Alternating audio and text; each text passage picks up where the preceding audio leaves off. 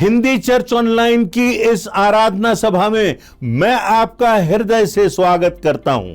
आपको धन्यवाद देता हूं, परमेश्वर को भी धन्यवाद देता हूं कि हम सब आज हिंदी चर्च ऑनलाइन की इस विशेष आराधना सभा से जुड़ गए हैं कि परमेश्वर की आराधना करें, उसकी आवाज को सुनें, अपनी जिंदगी को परमेश्वर के वचन के दर्पण में देखें और उससे एक नई सामर्थ, एक नई ऊर्जा प्राप्त करके नए जीवन की राह पर नई दिशा में आगे बढ़ते जाएं। अपने जीवन में एक नए तेज के साथ हम परमेश्वर के मार्ग पर आगे बढ़ें।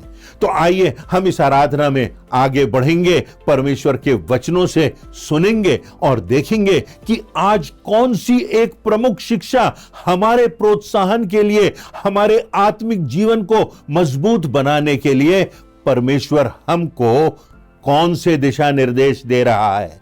मैं आपका हृदय से स्वागत करता हूं और इस बात को निश्चितता से कहता हूं कि इस आराधना से हम सब आशीषित होंगे, परमेश्वर की आवाज सुनेंगे और उसके स्पर्श का अनुभव करेंगे। आप सबका हृदय से स्वागत है। परमेश्वर आप सबों को आशीष देवे। आपको प्रभु यीशु मसीह के मधुर नाम में जय मसीह की। हिंदी चर्च ऑनलाइन आराधना में मैं आप सभी का स्वागत करती हूँ। आराधना में जाने से पहले हम परमेश्वर की आशीष और उसकी उपस्थिति के लिए प्रार्थना करेंगे। आइए हम प्रार्थना करें। धन्यवाद धन्यवाद धन्यवाद पिता परमेश्वर, बड़ी दीनता, नम्रता, कृतज्ञता के साथ आपके चरणों के निकट आते हैं। धन्यवाद देते हैं आज के इस दिन के लिए कि हम सब इस आराधना में सम्मिलित हो सकते हैं। प्रभु जी, धन्यवाद देते हैं हिंदी चर्च ऑनलाइन के लिए, जिसके माध्यम से हम आपकी संगति कर सकते हैं और आपकी आशीषों को प्राप्त कर सकते हैं। पिता परमेश्वर, प्रार्थना करते हैं आज की इस आराधना के हर एक आयामों के लिए आपकी उपस्थिति हमारे साथ बनी रहे। जब हम आपके गीतों को गाते हैं तो उनसे आपकी महिमा और स्तुति होने पाए। आपकी ब्यारी में जब शामिल होते हैं हम अपने आप का मूल्यांकन कर सकें। आज के वक्ता महोदय के लिए प्रार्थना करते हैं। पिता परमेश्वर, आप उन्हें अपनी सामर्थ्य से भर दें ताकि जब वो आपका वचन लेकर आए तो वह वचन हम सभी के दिलों में काम करने वाला हो सके और हम उन वचनों के अनुसार चलकर आपके राज्य में प्रवेश करने वाले हो सकें। प्रभु जी, धन्यवाद देते हैं बीते सप्ताह की तमाम आशीषों के लिए। प्रार्थना करते हैं आने वाले सप्ताह के लिए, उसमें भी आपकी सुरक्षा और आशीषें हमारे ऊपर बनी रहे। संपूर्ण आराधना पर आपकी आशीष चाहते हैं। इस प्रार्थना को आपके इकलौते बेटे प्रभु यीशु मसीह के नाम से मांगते हैं, आमीन। हे जाति जाति के सब लोगों, यहोवा की स्तुति करो। हे राज्य राज्य के सब लोगों, उसकी प्रशंसा करो, क्योंकि उसकी करुणा हमारे ऊपर प्रबल हुई है और यहोवा की सच्चाई सदा की है। यह की स्तुति करो। हमारा परमेश्वर महिमा और स्तुति के योग्य है। बड़े उत्साह के साथ परमेश्वर के आदर और महिमा में हम कुछ गीत और कोरस गाएंगे।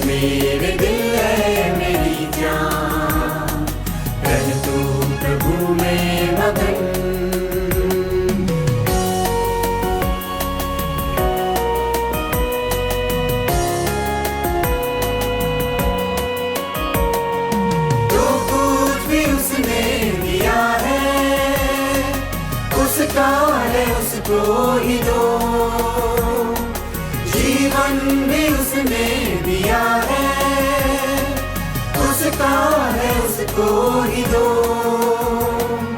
जो कुछ भी उसने दिया है, उसका है उसको ही दो। जीवन भी उसने दिया है, उसका है उसको ही दो। छोड़ के दुनिया प्रभु में मगन, छोड़ के दुनिया की बातों को, रह तू प्रभु में मगन, प्रभु में मगन, रह तू प्रभु में मगन। है मेरे दिल है मेरी जान, रह तू प्रभु में मगन।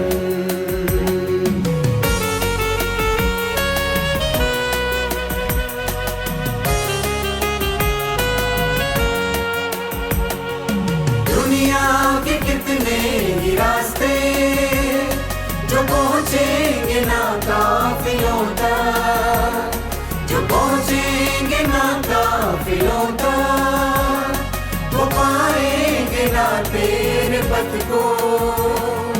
दुनिया के कितने ही रास्ते जो पहुँचेंगे ना काफिलों तक, जो पहुँचेंगे ना काफिलों तक, वो पाएंगे ना तेरे पथ को। यीशु है पथ जिंदगी का, रह तू प्रभु में मगन। यीशु है पथ जिंदगी का, रह तू प्रभु में मगन, प्रभु में मगन, रह तू प्रभु में मगन। है मेरे दिल है मेरी जान, रह तू प्रभु में मगन, प्रभु में मगन, रह तू प्रभु में मगन। है मेरे दिल है मेरी जान, रह तू प्रभु में मगन।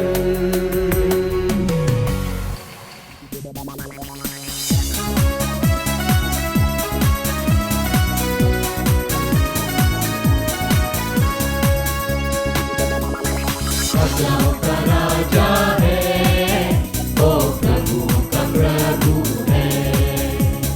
राजाओं का राजा है, वो प्रभु का प्रभु है। प्रभु यीशु मसीह, प्रभु यीशु मसीह, प्रभु यीशु मसीह, प्रभु यीशु मसीह। राजाओं का राजा है, वो प्रभु का प्रभु है। राजाओं का राजा है, वो प्रभु का प्रभु है।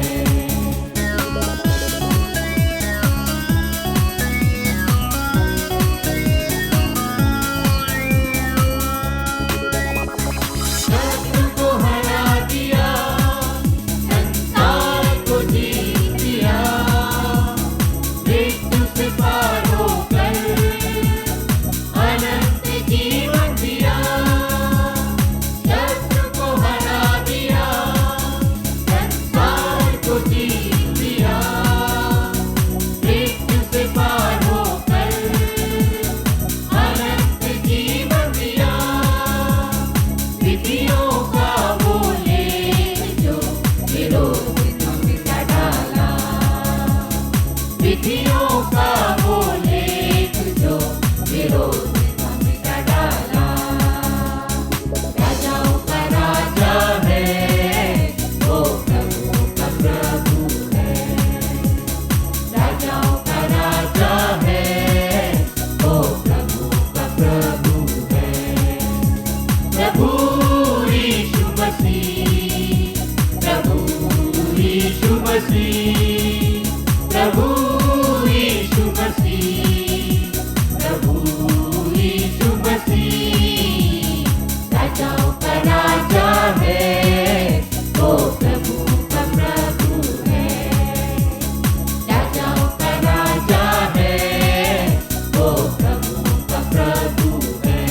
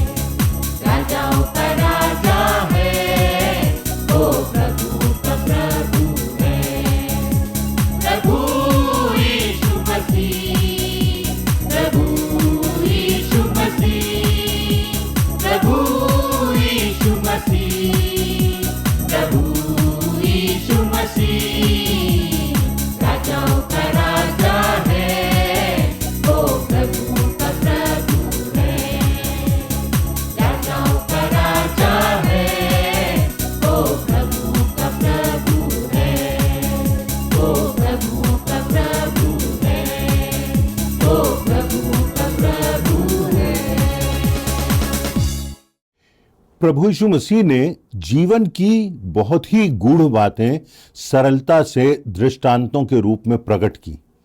जीवन के जो जटिल सत्य हैं, जीवन की जो जटिल तथ्य हैं, जो परमेश्वर के मूल्य और मापदंड हैं और जो परमेश्वर की सामर्थ है, उनको समझाने के लिए प्रभु यीशु मसीह ने दृष्टांतों का उपयोग किया, जिनसे हम प्रभु यीशु मसीह के जीवन को, उसकी शिक्षाओं को, उसके संसार में आने को, उद्धार के मार्ग को, परमेश्वर की सामर्थ को समझ सकें, ग्रहण कर सकें और उसके अनुसार अपने जीवन को बना सकें।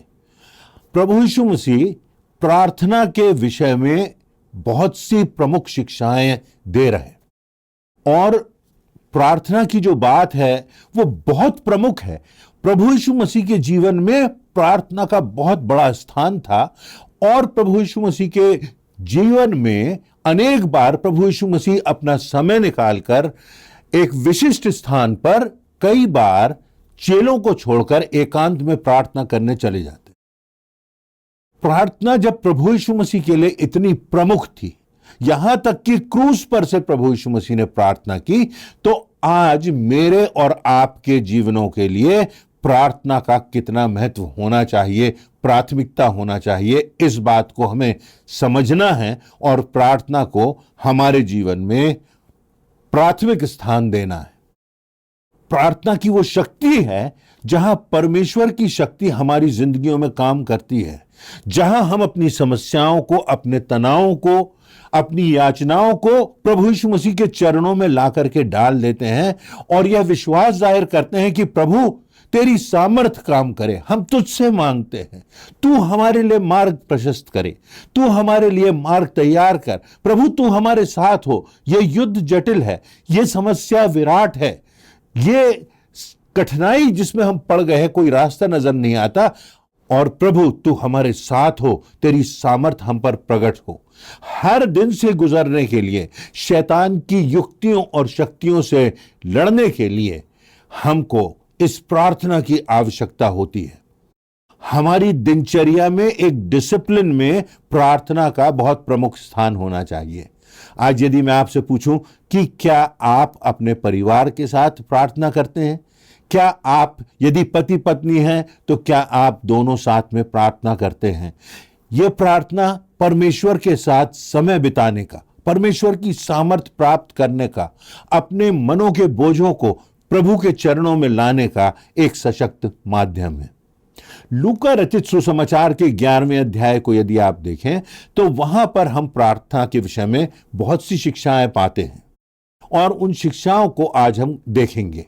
यहां पर वर्णन है, यदि आप प्रारंभ से देखें तो लिखा हुआ है, फिर वह अर्थात प्रभु यीशु मसीह किसी स्थान पर प्रार्थना कर रहा था और जब वह प्रार्थना कर चुका तो उसके चेलों में से एक ने उससे कहा, हे प्रभु, जैसे यूहन्ना ने अपने चेलों को प्रार्थना करना सिखलाया वैसे ही हमें भी तू सिखा दे।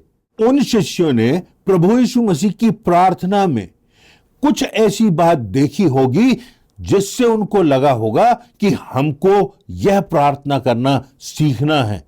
इसमें तो एक अद्भुत अनुभव है, इसमें तो एक डिवाइन एक्सपीरियंस है, वो दिव्य अनुभव है, जो आत्मिक अनुभव है, जो परमेश्वर के साथ जुड़े होने का अनुभव है, वो अद्वितीय है। और तब वो चेले प्रभु यीशु मसीह से कहते हैं कि हमको प्रार्थना करना सिखा दे। तब प्रभु यीशु मसीह एक दृष्टांत देते हैं जिससे कि लोग सीख सकें कि प्रार्थना कैसी होना चाहिए, किस प्रकार से हमारा हृदय होना चाहिए और किस प्रकार परमेश्वर प्रार्थना का उत्तर देता है। तो यहां पर प्रभु यीशु मसीह से शिष्य कह रहे हैं कि हमें प्रार्थना करना सिखा। तो प्रभु यीशु मसीह उनसे कहते हैं, तुम में से कौन है कि उसका एक मित्र हो, वह आधी रात्रि में उसके पास आकर उससे कहे, हे मित्र, मुझे 3 रोटियां दे, क्योंकि मेरा यात्री मित्र मेरे पास आया है और उसके आगे रखने के लिए मेरे पास कुछ नहीं। तो भी उसके लज्जा छोड़कर मांगने के कारण उसे जितनी आवश्यकता हो उतनी उठकर देगा। सो जब तुम मानव होकर, जब तुम सामान्य होकर, यहां तक लिखा हुआ है, जब तुम बुरे होकर अपने लड़के वालों को अच्छी वस्तुएं देना जानते हो, तो स्वर्गीय पिता अपने मांगने वालों को पवित्र आत्मा क्यों नहीं देगा, वो सामर्थ क्यों नहीं देगा। अब इस दृष्टांत में कुछ बातें हैं जिन पर हमें गौर करना है प्रार्थना के संदर्भ में। इसमें पहली बात है कि प्रार्थना दीनता के साथ होना चाहिए, प्रार्थना विनम्रता के साथ होना चाहिए। लिखा हुआ है, वो व्यक्ति अपने पड़ोसी के पास जाता है और तब लूका के 11वें अध्याय की 6वीं आयत में कहता है, क्योंकि एक यात्री मित्र मेरे पास आया है और उसके आगे रखने के लिए मेरे पास कुछ नहीं, मेरे पास कुछ नहीं, मेरे पास तो मानो शून्यता का एहसास है, मेरे पास एक शर्मनाक सी स्थिति है, क्योंकि मेरा मित्र आया है, रात्रि में आया है, भूखा है और मेरे पास कुछ नहीं। हमें इस बात का एहसास हो कि हम संपूर्णता से परमेश्वर पर निर्भर हैं, अपने जीवन के लिए, हर दिन से गुजरने के लिए, उद्धार के लिए, परमेश्वर की सामर्थ पाने के लिए हम हर दिन परमेश्वर पर निर्भर हैं। यशायाह नबी की पुस्तक उसके 66वें अध्याय की 2 आयत में लिखा है, यहोवा की यह वाणी है, ये सब वस्तुएं मेरे ही हाथ की बनाई हुई हैं, ये मेरी ही हैं, परंतु मैं उसी की ओर दृष्टि करूंगा जो दीन मन वाला हो, जो खेदित मन वाला हो, जो मेरा वचन सुनकर थरथराता हो, अर्थात मेरे वचन को गंभीरता से लेता हो। यहां पर देखिए आप, लिखा हुआ है जो दीन हो, जिसमें विनम्रता हो, जो वचन को गंभीरता से लेता हो, जो जानता हो कि परमेश्वर का वचन जो है वो अद्भुत है, सामर्थ्य से भरा हुआ है, वो थरथराता हो परमेश्वर के वचनों से। उसके बाद यदि आप जाएं नए नियम में, तो लूका रचित सुसमाचार उसके 18वें अध्याय में देखेंगे, जहां पर की वर्णन है, जिसको कि हम जानते हैं, इस वर्णन को सुन चुके हैं कई बार, कि जहां पर 2 मनुष्य मंदिर में प्रार्थना करने के लिए जाते हैं, एक फरीसी है, एक चुंगी लेने वाला है, और फरीसी वहां पर खड़ा होकर गर्व करता है कि मैं अंधेर करने वाला नहीं हूं, अन्यायी नहीं हूं, व्यभिचारी नहीं हूं, ना चुंगी लेने वाले के समान हूं जो बाजू में खड़ा है, मैं तो सप्ताह में 2 बार उपवास करता हूं, अपनी कमाई का 10वांश देता हूं। अब आप यहां पर देखिए कि ये जो फरीसी है, ये अपने धर्म की बात जहां आती है, धार्मिकता की बात आती है, परंपरा की बात आती है, वो समझ नहीं पाता और सोचता है कि धर्म एक परंपरा बन गया है, क्योंकि मैं ऐसा करता हूं, क्योंकि मैं ऐसा करता हूं, और अच्छा करता है कि उपवास भी करता है, परंतु एक परंपरा को पूरा करने के लिए यह सब वो कर रहा है, और उसके कारण वो परमेश्वर के सामने जाकर के, मंदिर में जाकर के, वहां घमंड से इन बातों को कह रहा है। फिर उसके आगे दूसरे मनुष्य का वर्णन है, जो मनुष्य टैक्स कलेक्टर था, जो मनुष्य कर वसूल करता था, वो दूर से खड़ा होकर के स्वर्ग की ओर अपनी आंखें उठाता है और अपनी छाती पीट कर कहता है, अर्थात पछताप करके कहता है कि परमेश्वर मुझ पापी पर दया कर। तब प्रभु यीशु मसीह कहते हैं कि वह मनुष्य जिसमें गर्व है वह नहीं, परंतु जो विनम्र है वह धर्मी ठहरा गया परमेश्वर की दृष्टि में, और धर्मी ठहराया जाकर अपने घर गया, क्योंकि जो अपने आप को बड़ा बनाएगा वह छोटा किया जाएगा, और जो अपने आप को छोटा बनाएगा, विनम्र बनाएगा, दीन बनाएगा, वह बड़ा किया जाता है। तो यहां पर जो प्रश्न है मेरे और आपके लिए वह यह है कि जब हम प्रार्थना करते हैं तो क्या हम वास्तव में विनम्रता के साथ परमेश्वर के सामने जाते हैं? क्या हमारे मन में इस बात का घमंड तो नहीं कि देखो हम कितने धर्मी हैं? कई बार ऐसा होता है कि कितने लोग, यहां तक कि कई प्रचारक अपनी धार्मिकता का बयान करते हैं, मैं तो ऐसा था, मैंने तो ऐसे बड़े बड़े काम किए, मैंने तो इसका सामना किया, मैंने तो इतने महान काम किए। ये बातें लेकर के परमेश्वर के सामने जाते हैं। हमको तो यह समझना है कि हमारे धार्मिकता के काम परमेश्वर के सामने फटे चीथड़ों के समान है। यह तो परमेश्वर की दया है कि हम उसकी आज्ञा के अनुसार कुछ कर सकते हैं। यह तो परमेश्वर की आशीष है। ये तो परमेश्वर की सामर्थ है, ये तो परमेश्वर का अनुग्रह है जो मुझ पापी पर किया गया है। तो जब हम प्रार्थना में जाएं, जब हम परमेश्वर के सामने प्रार्थना करें तो विनम्रता से करें। हम स्वयं में अपूर्ण हैं। क्यों? क्योंकि हम अपनी शक्ति से, अपनी युक्ति से उद्धार प्राप्त नहीं कर सकते। कहा जाता है कि पुरुष को अपनी गलतियां स्वीकार करने में बड़ी कठिनाई होती है और इसलिए यह माना जाता है कि संभवतः महिलाएं अधिक परमेश्वर की निकटता में होती हैं, प्रार्थना करने वाली होती हैं। हमारी कमजोरी जो है उसको हमें स्वीकारना है, अपने आप को छोटा बनाना है, दीन बनाना है और यह जानना है कि परमेश्वर के अनुग्रह के बिना, प्रभु यीशु मसीह के रक्त के बिना हम उद्धार प्राप्त नहीं कर सकते। अपनी सामर्थ्य से, अपने धन से, अपने यश से, अपनी डिग्री से, अपने बल से हम उद्धार नहीं अर्जित कर सकते। यह परमेश्वर की दया है जो हम पर हुई है और इसलिए हमें विनम्रता से उसके चरणों में जाना है। यदि हम वचन में देखें तो परमेश्वर कहता है यदि तुम्हें बुद्धि की आवश्यकता हो तो याकूब 1:5 में लिखा है, तुम में से किसी को बुद्धि की घटी हो तो परमेश्वर से मांगे जो बिना उलाहना किए सबको उदारता से देता है, उसको भी बुद्धि और ज्ञान मिल जाएगा, उसको भी समझ मिल जाएगी। धैर्य हम में नहीं होता। लूका रचित सुसमाचार उसके 11वें अध्याय की 3री आयत में लिखा हुआ है, जब प्रभु यीशु मसीह प्रार्थना करना सिखा रहे हैं कि हम कहें हमारे दिन भर की रोटी आज हमें दें। परमेश्वर की सामर्थ हम मांग रहे हैं। हम केवल रोटी से ही जीवित नहीं रहते, परंतु हम हर दिन परमेश्वर पर निर्भर हैं। हर दिन हमको परमेश्वर पर यह निर्भरता प्रकट करना चाहिए।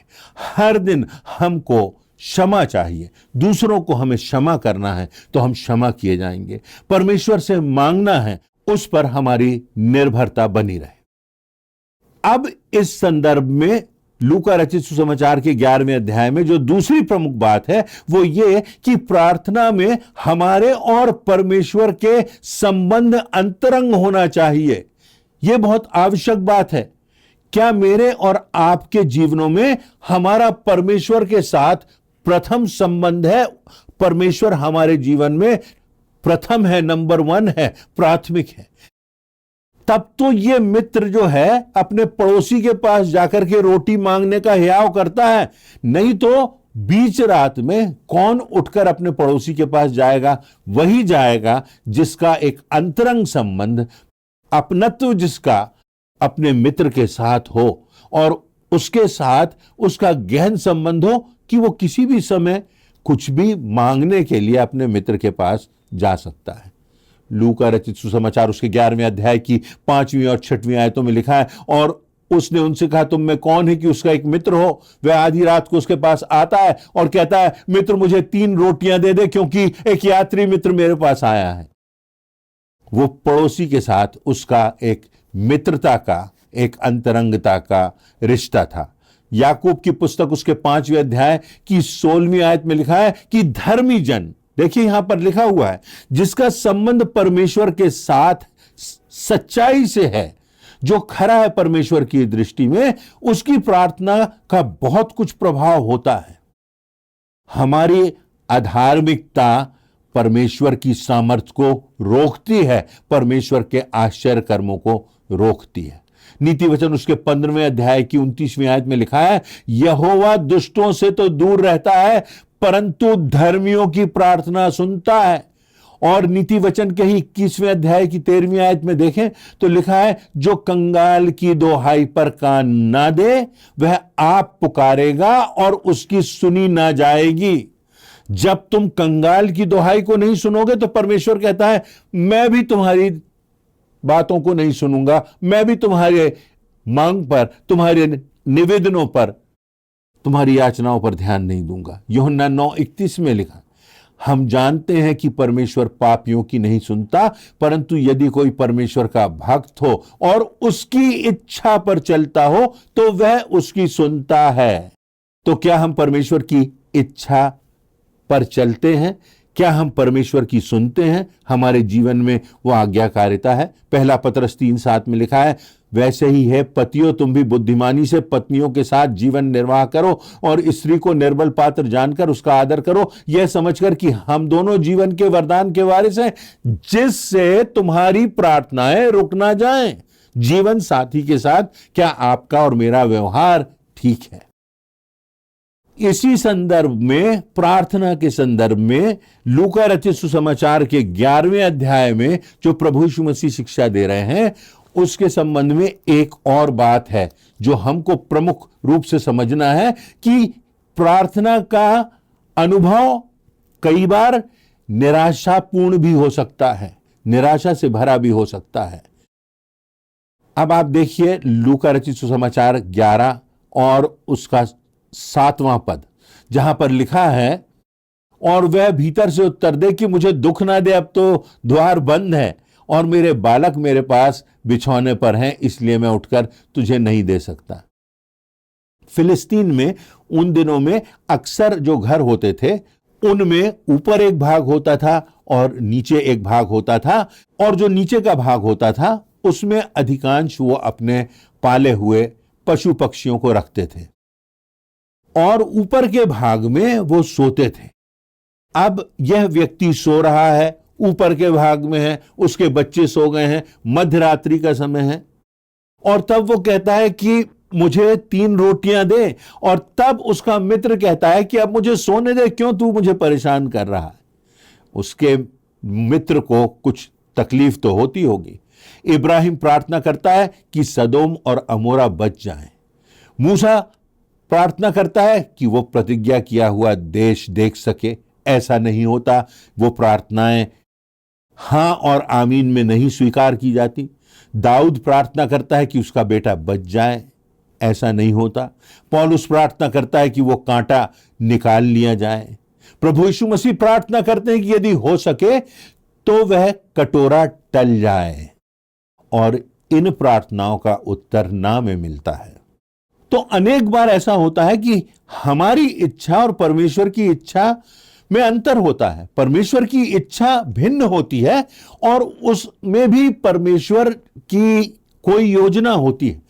जब हमारी प्रार्थना का उत्तर नहीं में मिलता है और हम विश्वास में बने हुए हैं, हम धार्मिकता का जीवन जी रहे हैं, तो इसका अर्थ यह है कि उस कठिनाई से, उस पीड़ा से हम गुजरे, और उस पीड़ा से गुजरते हुए परमेश्वर हमारे जिंदगियों में एक अद्भुत गवाही उत्पन्न करता है, एक अद्भुत कार्य करता है, हमारे जीवन को मजबूत बनाता है, और दूर दूर तक हमारे जीवन की गवाही होती है। एक और बात हमको इस दृष्टांत में मिलती है, चौथी बात, और वह यह कि प्रभावशाली प्रार्थना में एक निरंतरता होना चाहिए। सतत हमें प्रार्थना करना है, मांगते जाना है। जब उसका पड़ोसी मित्र से कहता है कि देख अभी विषम स्थिति है, रात्रि की बात है, बच्चे सो गए हैं, उसके बाद भी उसका मित्र फिर प्रार्थना करता है, फिर याचना करता है, और लज्जा छोड़कर, लिखा हुआ है लज्जा छोड़कर, अर्थात बार बार वह प्रार्थना कर रहा है। और उसके बाद लूका रचित सुसमाचार के 18वें अध्याय की पहली आयत में लिखा है, फिर उसने इसके विषय में कि नित्य प्रार्थना करना है, और एक बहुत प्रमुख बात लिखी है, हियाव नहीं छोड़ना है। इस मनसा से यह दृष्टांत कहा। ऐसे में हमारा विश्वास प्रकट होता है। हमको निरंतर प्रार्थना करते जाना है, हमको परमेश्वर से मांगना है, हमको पीछे मुड़ करके देखना है कि ऐसा तो नहीं कि हमारी जिंदगी में कोई पाप पल रहा है, परंतु हमको अपने निवेदन निरंतर करते जाना है। जब यह मित्र अपने पड़ोसी से निवेदन करता है तो उसको वो रोटियां मिल जाती हैं और वह अपने यात्री मित्र को भोजन करा पाता है। इफिसियों की पुस्तक उसका 3 अध्याय उसकी 20वीं आयत में लिखा है, अब जो ऐसा सामर्थ्य है कि हमारी विनती और समझ से कहीं अधिक काम कर सकता है, उस सामर्थ्य के अनुसार जो हम में कार्य करता है, अर्थात परमेश्वर की सामर्थ जब हम में कार्य करती है तो जितना हम मांगते हैं और जितना हम कल्पना करते हैं उससे कहीं ज्यादा परमेश्वर अच्छी वस्तुएं देना जानता है।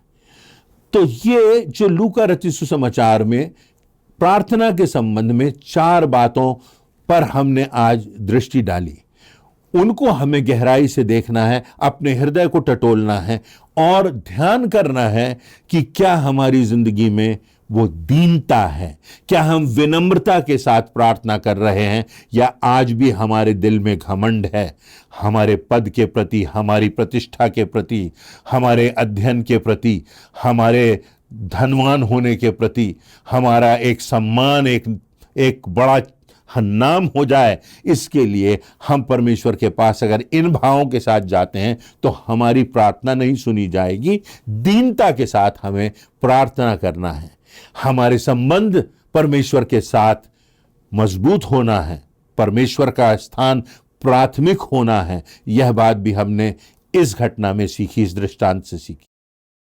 तीसरी बात कि प्रार्थना करना कभी कभी निराशा से भरा अनुभव भी हो सकता है, परंतु प्रमुख बात यह है, जो कि चौथी बात है, वह यह कि प्रार्थना निरंतरता से हमें करना है, विश्वास से करना है और जानना है कि परमेश्वर का हर एक विश्वासी के जीवन में, यहां तक कि पीड़ा में भी कोई उद्देश्य होता है, कुछ अच्छा होता है, कुछ बेहतर होता है। और जब हम उस परिस्थिति से निकलते हैं, यहां तक कि हमको लगता है हमारी प्रार्थनाएं सुनी नहीं जा रही है, उनका उत्तर हाँ में नहीं मिलता है, तो हम जब उस परिस्थिति से निकलते हैं तो हम विश्वास में, अपनी गवाही में और भी अधिक सशक्त होकर के इन परिस्थितियों से निकलते हैं और हमारा विश्वास तपाया जाता है और चोखे सोने की तरह वह चमकदार हो जाता है।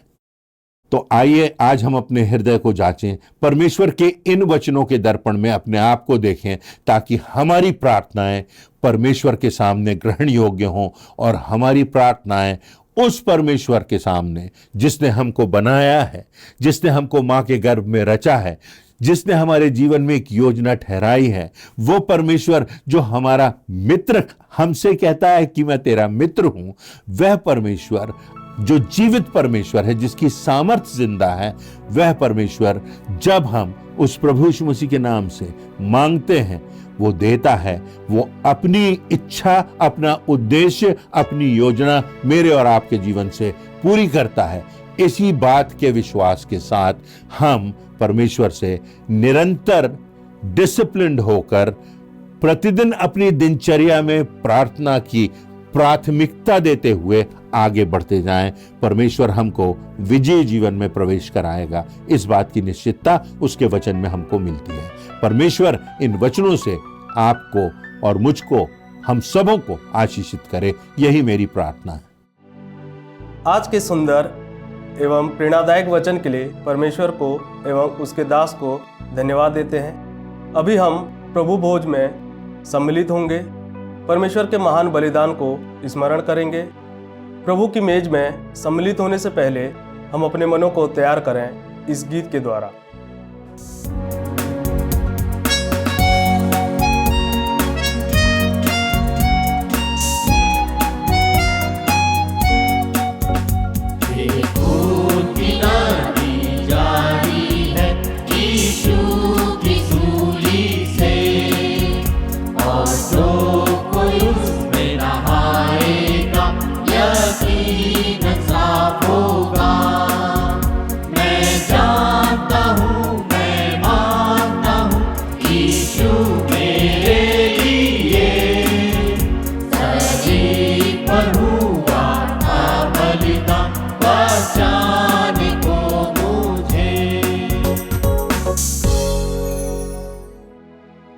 आइए हम प्रभु भोज में सहभागी हों।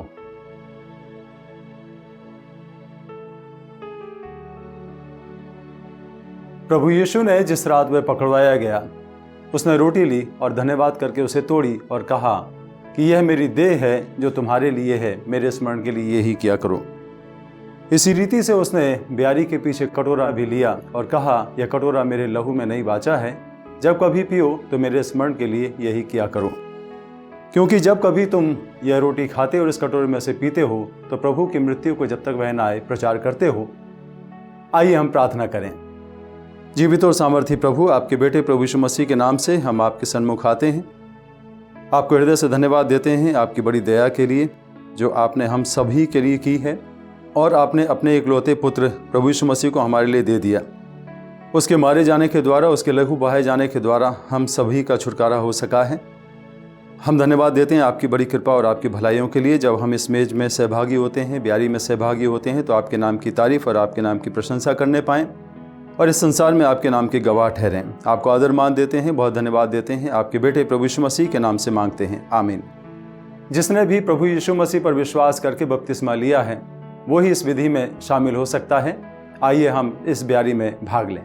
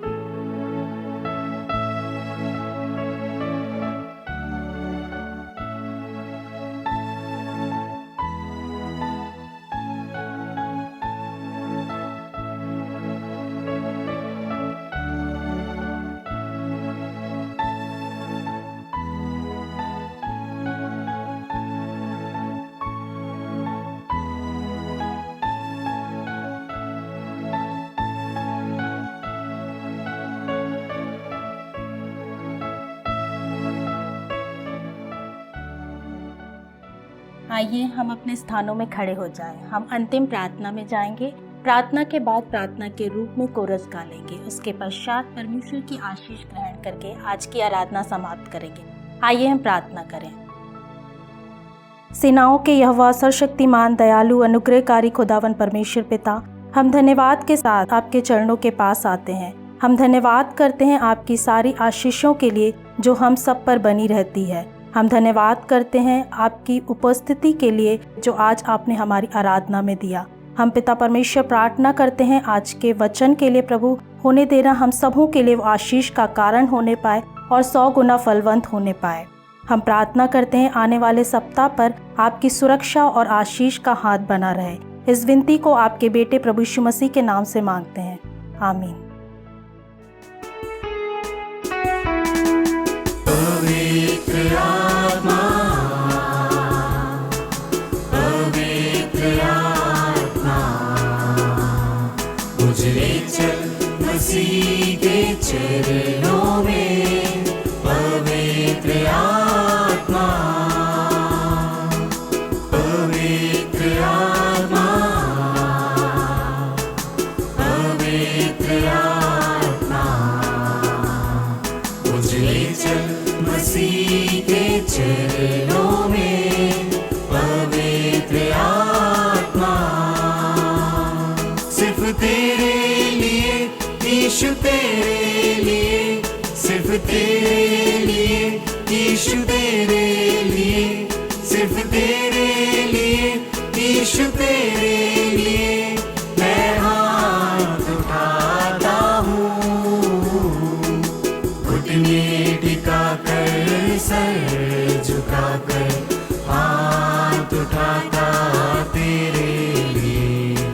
घुटने टिका कर, सर झुका कर, हाथ उठाता तेरे लिए।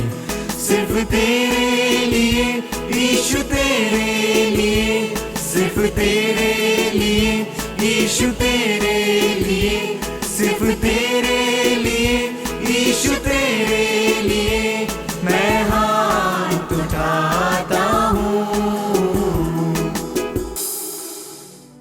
आइए परमेश्वर की आशीष ग्रहण करेंगे। अब हमारे पिता परमेश्वर का प्रेम, प्रभु ख्रिस्ट का अनुग्रह और पवित्र आत्मा की शांति और सहभागिता हमारे साथ और प्रत्येक विश्वासी के साथ अब से लेकर अंत तक होती रहे। आमीन।